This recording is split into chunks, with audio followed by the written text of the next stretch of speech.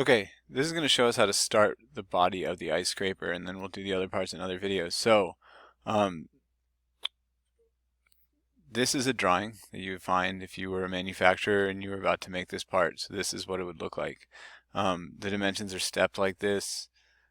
You'll notice that there are circles here.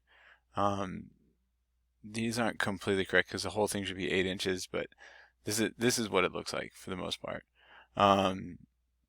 So you've got radiuses instead of diameters because they're not full circles. So we're going to go ahead and make this. And I have another drawing. I just wanted you guys to see this. So I have another drawing here that is more what we're going to look like in Inventor. So we're going to create this in Inventor. This is like version 2 because it keeps getting easier. So let's go ahead and get started. So we're going to open Inventor. And we want a new document.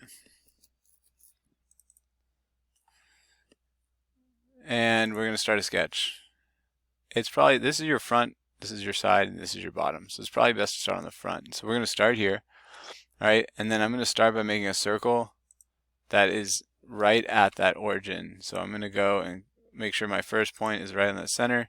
And I'm going to click and place a circle. This is our first circle, and we're going to build everything off of this. It's constrained to the origin. That's what that yellow dot means. So now I'm going to dimension this. Okay, 0.75 is the radius, but this is actually defining the diameter, so we're going to multiply by 2. Alright, so now we've got this circle. Okay, next I'm going to put 3 more circles in, because that's what we need. So we've got 3 more circles. Okay, the first thing I'm going to do is line them up with the center, and these two tools, so this area right here, so on my screen, is the constraint area. This will lock our shapes in place, and that's really important when you're manufacturing because you want to make sure that everything is dimensioned so stuff fits together. So we're going to go up here. Vertical and horizontal constraint is how we can line stuff up. Now it's relative to your view cube over here. So right now, since our front cube is up, vertical will be up and horizontal will be over. But if it wasn't, like if our view cube is like this, it would be different. Okay, so I'm going to go to vertical constraint.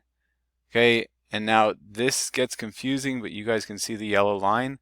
That's the line that we want to share like all the center points to be on. So what I'm going to do is click on that one, and when I go over here, this one was already locked to the origin, so it's going to line up.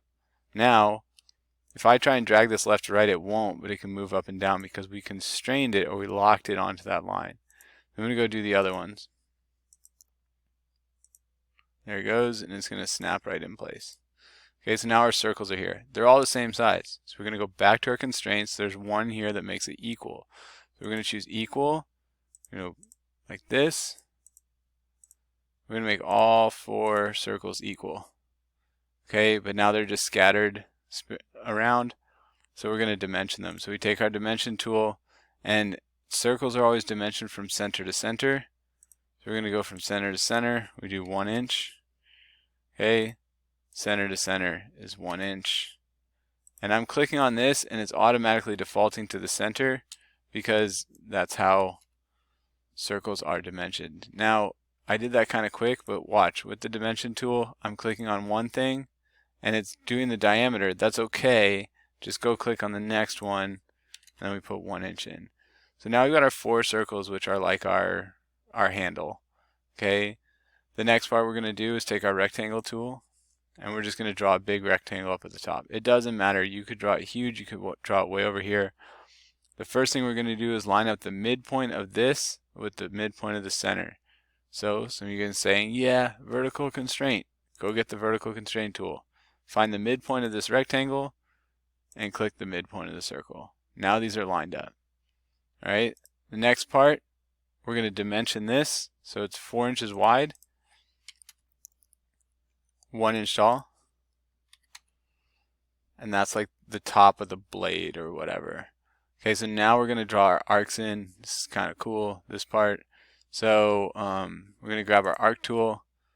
We're going to click on the corner and then click on the circle. Drag it in like this, and right now it doesn't matter. Okay, and we're going to do the same on the other side. All right, That's it. Now we want these to be the same because they're symmetrical. So we set them equal.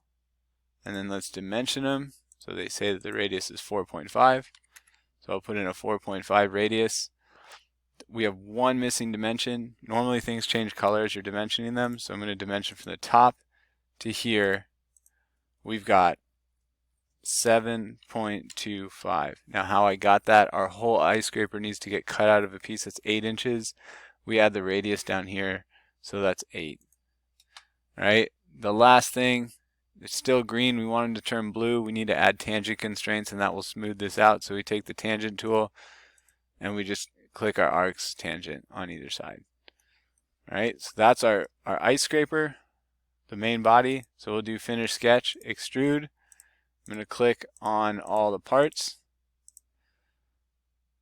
We're going to extrude it to 0.25 inches. Click OK. And we're almost done. I'm just going to go ahead and show this part in this video because it's kind of quick. We want to smooth this part out. So we're going to use fillets. So we choose our fillet, choose 0.75. We're going to click here, here, here. On this side, we're going to click there, there, and there. So that gives us a little crooks for our fingers to slide in. We click OK. We've got our profile of our ice scraper. And the next video we'll cut the holes and do some other stuff.